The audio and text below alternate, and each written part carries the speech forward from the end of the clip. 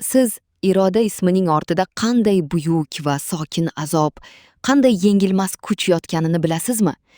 Ular hammaga tabassum ulashadi, barchaga tirgak bo'ladi.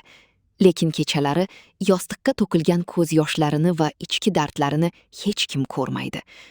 Bu ism arab tilidan olingan bo'lib, shunchaki ism emas.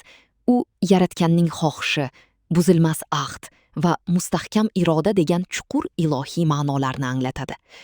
Tarixda bu ism o'z qalbidagi og'riqlarni yengib, butun bir xalqqa qanot bo'la olgan matonatli, jasur va aslzoda sharq ayollariga berilgan. Irodalar psixologiyasining 3 ta siri bor. Birinchidan, ular har qanday qiyinchilik dovulida egilishi mumkin, lekin aslo sinmaydi. Ikkinchidan, o'ta sadoqatli. Ular sevgi va do'stlikda butun borlig'ini beradi, lekin qilingan xiyonatni bir umr unuta olmaydi. Uchinchidan, ularning eng katta yashirin qobiliyati o'zgalarning dardini xuddi o'zinikidek his qilish intuitsiyasi. Ular atrofdagilarga qalqon bo'lib, o'z baxtini va xotirjamligini ko'pincha boshqalar uchun qurbon qiladilar.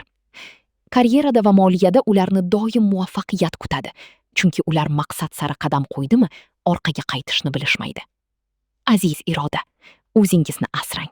Sizning metin irodangiz tog'larni talqon qilishga qodir.